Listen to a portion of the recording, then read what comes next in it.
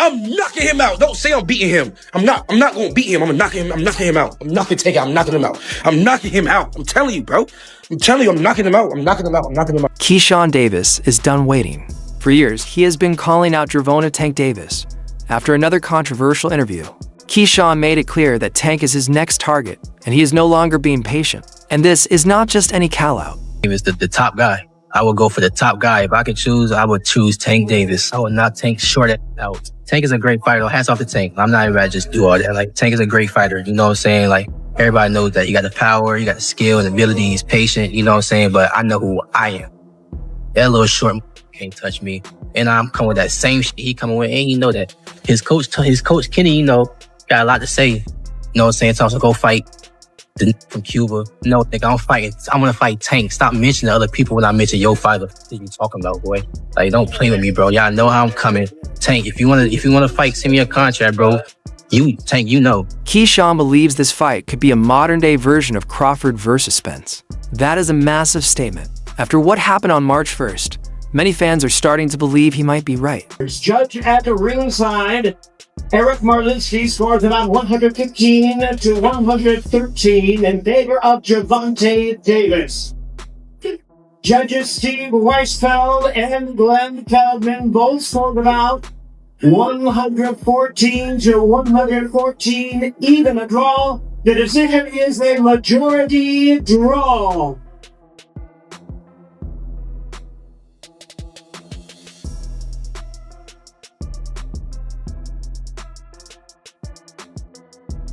Tank Davis barely escaped with a disputed draw against Lamont Roach, a fight he was expected to dominate. On the other hand, Keyshawn Davis didn't just beat Denis Berinchik, he crushed him. Right now, Keyshawn smells blood in the water. The big question is simple. Is Tank finally ready to step up? Or is Keyshawn right when he says Tank has been avoiding this fight all along? Let's break it down. I beat Tank too, as well. Only time I see him come out fast, it's him in Cruz. I know boxing, and also I know myself, so. Keyshawn Davis has been chasing Gervonta Davis for years. Ever since turning pro, he has targeted the biggest names in the lightweight division. And Tank has always been at the top of that list, even before winning a world title. But also, we gonna come back to Norfolk, man, so y'all don't forget about me. Y'all keep supporting DB3. But world title definitely gonna be next 2025. We got big plans for everybody in the boxing world. Hey, Gervonta, knock, knock. And you've been on that all week. Listen. Keyshawn was already loud. After dropping Gustavo Lemos, he said Tank was next. The response he got was the same every time, silence or excuses that he wasn't ready yet. Then came February 2026. Keyshawn stepped up again, this time against Denis Berinchik. I'm talking about the random opponent. Berinchik. Hey, I just don't like how this guy come in the game and he don't know nothing about the sport. Like, he don't know nothing about the sport. And everybody's going over there.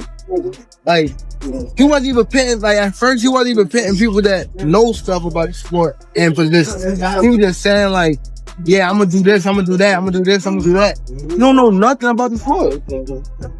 How you gonna do that? But he got money. Yeah, but all money not good money. I'm not about to, hell no. Yeah, but ever since 4 Lamborghinis and Ferraris, you still? Huh? On the Ring magazine, they put you as #1. That's enough. This was not just a win. It was a statement. He knocked Berinchik out cold, won the WBO lightweight title, and proved to the world that he is the real deal. Tank Davis was sitting ringside that night. He saw everything, but once again, he said nothing. At the end of the day, I don't need Gervonta Tank Davis. It takes two to tango. How many times y'all want me to keep saying this man's name for him to get in the damn ring? Either he gonna fight me or he ain't. Everybody knows I want to fight him. I don't gotta keep screaming his man's name. Fuck him. I don't gotta keep screaming his name. I'm making my own lane without fighting big names. I'm creating a big name without fighting big names. Eventually, a big name's gonna get in there with me, whether he got the balls to fight me or not. I'm gonna keep creating my own lane. I'm gonna keep knocking these barriers down, and I'm gonna keep rising to the top, and eventually I will be the face of boxing. Just might not be right now, it might not be next year, but do he have the balls to fight me? Stop asking me about Gervonta. Go ask him. No callout, no reaction.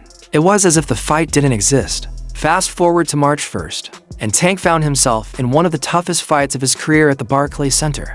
What was supposed to be an easy night quickly turned into a nightmare. A draw? Okay, then we got a draw. It was a draw. A draw? Y'all still trying to say I can't do this? I can't? Okay.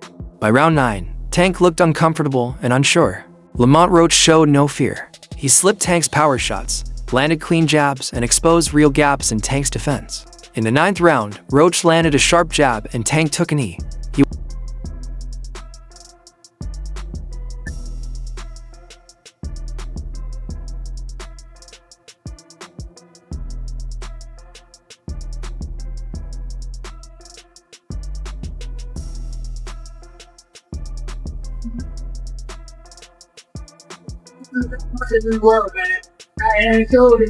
I don't know. He probably wasn't winning when he said that Greek guy in the back. But if you voluntarily take a knee and the rest start counting, it should be a knockdown. If that's a knockdown, I win a fight.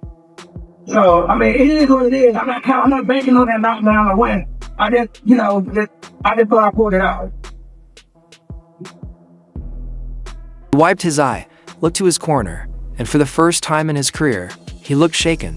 Referee Steve Willis did not rule it a knockdown, but the judges still scored the fight as a draw, creating massive controversy. Lamont won. Let's start there, too. I feel like Lamont definitely won. All right, G. I feel like Lamont Roach won. I definitely feel like Lamont Roach won. But a draw, like, it is what it is type shit, you know? I ain't hating on the decision. Many fans, myself included, believe Lamont Roach did enough to win that fight. After the fight, Tank explained what happened. He said his eyes were burning and he didn't want to get caught while he couldn't see clearly. He admitted he chose to take a knee to protect himself, not realizing it would cause so much confusion with the count. Everything I want to find out, he has. Which way though? We're gonna find what Keyshawn really made of. If he really the truth, he gotta show us right now. If he don't show us right now, then of course Ortiz gonna show us something different.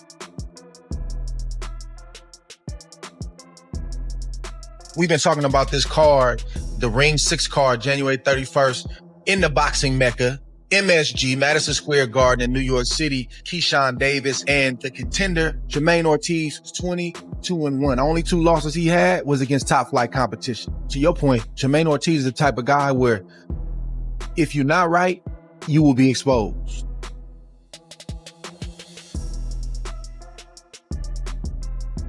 Oh! Body work. What took to the body? Right now, it's a hand injury. Probably no. Keyshawn Davis is done waiting. For years, he has been calling out Gervonta Tank Davis. After another controversial interview, Keyshawn made it clear that Tank is his next target, and he is no longer being patient. And this is not just any callout. Keyshawn believes this fight could be a modern-day version of Crawford versus Spence. That is a massive statement. After what happened on March 1st, many fans are starting to believe he might be right. Tank Davis barely escaped with a disputed draw against Lamont Roach, a fight he was expected to dominate. On the other hand, Keyshawn Davis didn't just